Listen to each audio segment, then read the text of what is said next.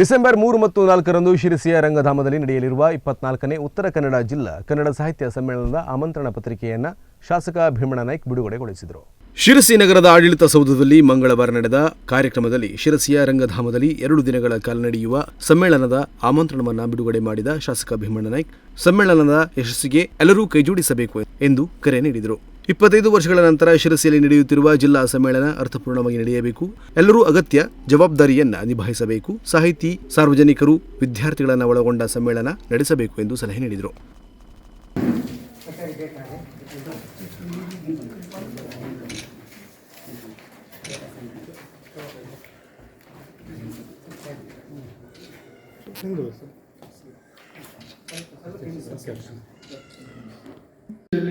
ನಡೀತಕ್ಕಂಥ ಈ ಸಮ್ಮೇಳನ ಬಹಳ ಅರ್ಥಪೂರ್ವಕವಾಗಿ ನಡೀಬೇಕು ಅನ್ನೋ ಉದ್ದೇಶ ನಮ್ಮ ನಿಮ್ಮಲ್ಲಿ ಕೂಡ ಹೌದು. ಆ ನಿಟ್ಟಿನಲ್ಲಿ ಯಾವುದೇ ರೀತಿಯ ತೊಂದರೆಗಳು ಆಗಬಾರದು. ಸಮ್ಮೇಳನ ಅಧ್ಯಕ್ಷ ಆಗಿರ್ಬೋದು, ಉದ್ಘಾಟಕರು ಆಗಿರ್ಬೋದು, ಇನ್ನು ರಾಜ್ಯ ಅಧ್ಯಕ್ಷ ಆಗಿರ್ಬೋದು, ಇದಕ್ಕೆ ಬರ್ತಕ್ಕಂಥ ಎಲ್ಲರನ್ನೂ ಕೂಡ ವ್ಯವಸ್ಥಿತವಾಗಿ ಆಹ್ವಾನ ಮಾಡ್ತಕ್ಕಂಥ ಜವಾಬ್ದಾರಿ ಕೆಲವರು ತಾವೆಲ್ಲರೂ ಕೂಡ ಬೇರೆಯವರಿಗೆ ಆ ಜವಾಬ್ದಾರಿನ ಕೊಟ್ಟಿರಬಹುದು.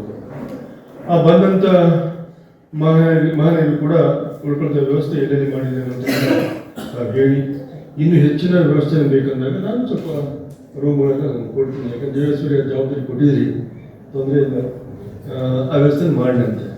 ಇನ್ನು ಊಟದಲ್ಲಂತೂ ನಮ್ಮ ಶಿರ್ಸಿಗೆ ಬಂದಾಗ ಯಾರೇ ಬರಲಿ ಏನೇ ಬರಲಿ ಅತಿಥಿ ಸತ್ಕಾರ ಅನ್ನುವಂಥದ್ದು ಬಹಳ ವ್ಯವಸ್ಥಿತವಾಗಿ ಯಾವುದೇ ಕಾರ್ಯಕ್ರಮ ಆದರೂ ಕೂಡ ಮಾಡಿರುವಂಥದ್ದು. ಹಾಗೆ ಇವತ್ತು 2 ದಿನನೂ ಕೂಡ ಬೆಳಗ್ಗೆ ತಿಂಡಿ ಇರ್ಬೋದು, ಮಧ್ಯಾಹ್ನದ ಊಟ ಇರ್ಬೋದು, ನಂತರದ ಟೀ ಇರ್ಬೋದು 4 ಗಂಟೆ 3 ಗಂಟೆ, ನಂತರದ ಸಾಯಂಕಾಲದ ಊಟ, ಮತ್ತು ಹಾಗೆ ಮಾರನೇ ದಿನ ಕೂಡ ಅದಕ್ಕೆ ಬೇಕಾದ ಮೆನು ಮಾಡಿದ್ದಿದ್ರೆ ಅದನ್ನು ಸ್ವಲ್ಪ ಹೇಳಿ, ಅದೇನಾದ್ರು ಸರಿ ಇದ್ರೆ ಸರಿ, ಸ್ವಚ್ಛನೆ ಸಿಟ್ಟರೆ ಮಾಡಿದಂತೆ.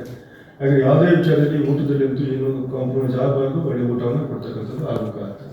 ಅದೇ ರೀತಿ ವಸತಿಯಲ್ಲೂ ಕೂಡ ಈಗ ಎಷ್ಟು ರೂಮ್ ಬೇಕನ್ನೋಂಥದ್ದು ಹೇಳಿದ್ರೆ ಅಷ್ಟು ರೂಮ್ 5 ಹಾಂ ಹಾಗಾಗಿ ಏನಾದ್ರು ಕಡಿಮೆ ಇದ್ದಲ್ಲಿ ಹೋಟೆಲ್ ಬೇಕಂದ್ರೆ ಹೇಳಿ ನಾನು ಕೊಡ್ತೀನಿ. ನಮಗೆ ದುಡ್ಡು ಕೊಡೋದು ಬೇಡ, ಅದೇನು ಇರಲಿ. ಆ ನಂತರದಲ್ಲಿ ವಾಹನ ವ್ಯವಸ್ಥೆ ಕಸಾಪ ಜಿಲ್ಲಾಧ್ಯಕ್ಷ ಬಿಎನ್ ವಾಸರೆ ಮಾತನಾಡಿ, ಸಮ್ಮೇಳನದ ತಯಾರಿಯನ್ನು ಮಾಡಲಾಗಿದೆ. ಐತಿಹಾಸಿಕ ಕಾರ್ಯಕ್ರಮವಾಗಿ ದಾಖಲಿಸುವ ಉದ್ದೇಶ ನಮ್ಮದಾಗಿದೆ. ಆರ್.ಡಿ. ಹೆಗಡೆ ಆಲ್ಮನೆಯವರನ್ನು ಸಮ್ಮೇಳನಾಧ್ಯಕ್ಷರನ್ನಾಗಿ ಮಾಡಿರುವುದು ಅತ್ಯಂತ ಉತ್ತಮ ನಿರ್ಧಾರ ಎಂದು ಜಿಲ್ಲೆಯ ಬಹುತೇಕರು ಸಂತಸ ವ್ಯಕ್ತಪಡಿಸಿದ್ದಾರೆ.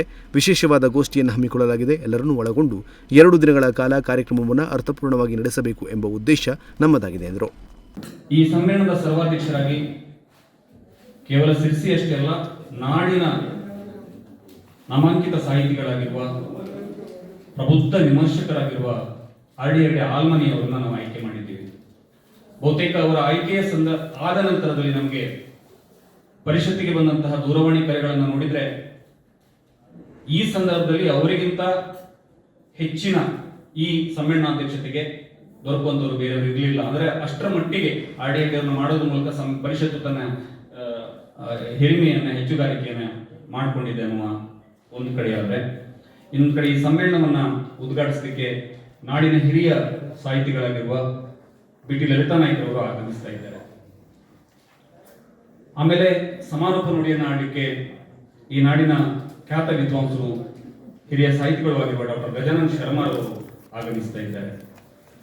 ಇದರ ನಡುವೆ ಉದ್ಘಾಟನಾ ಸಮಾರಂಭದಲ್ಲಿ ಮುಖ್ಯ ವೇದಿಕೆಯನ್ನ ನಮ್ಮ ಜಿಲ್ಲೆಯ ಸಚಿವರಾದ ಮಂಗಳ ವೈದ್ಯರವರು ಉದ್ಘಾಟನೆ ಮಾಡಿದರೆ, ಪುಸ್ತಕ ಬಿಡುಗಡೆಯನ್ನ ನಮ್ಮ ಪರಿಷತ್ತಿನ ರಾಜ್ಯಾಧ್ಯಕ್ಷರು ಆಗಿರುವ ಡಾಕ್ಟರ್ ನಾಡೋಜ ಮಹೇಶ್ ಜೋಶಿ ಅವರು ಅದನ್ನ ಬಿಡುಗಡೆ ಮಾಡ್ತಾರೆ. ಕಸಾಪ ತಾಲೂಕಾಧ್ಯಕ್ಷ ಜಿ ಸುಬ್ರಾಯ್ ಭಟ್ ಬಕ್ಕಳ ಸ್ವಾಗತಿಸಿ, ಈ ಹಿಂದೆ ನಡೆದ ಪೂರ್ವಭಾವಿ ಸಭೆಯಲ್ಲಿ ಚರ್ಚೆ ಮಾಡಿದ ಪ್ರಕಾರ ಸಮ್ಮೇಳನ ನಡೆಯಲಿದೆ. ಎಲ್ಲರ ಸಹಕಾರದೊಂದಿಗೆ ಜಿಲ್ಲಾ ಸಮ್ಮೇಳನ ನಡೆಯಲಿದೆ ಎಂದರು. ಈ ಸಂದರ್ಭದಲ್ಲಿ ಶಿರಸಿ ನಗರಸಭೆ ಅಧ್ಯಕ್ಷೆ ಶರ್ಮಿಳಾ ಮಾದನಗೇರಿ, ಉಪಾಧ್ಯಕ್ಷ ರಮಾಕಾಂತ್ ಭಟ್, ಸಹಾಯಕ ಆಯುಕ್ತೆ KV Kavyarani, DSP Ganesh KL, ತಹಶೀಲ್ದಾರ್ ಶ್ರೀಧರ ಮುಂದಲಮನಿ, ಜನಪದ ಸಂಘದ ಜಿಲ್ಲಾಧ್ಯಕ್ಷ ವೆಂಕಟೇಶ್ ನಾಯ್ಕ್, ರೋಟರಿ ಅಧ್ಯಕ್ಷೆ ಸುಮನ್ ಹೆಗಡೆ ಮೊದಲಾದವರು ಉಪಸ್ಥಿತರಿದ್ದರು. Nudisiri news desk, Sirsi.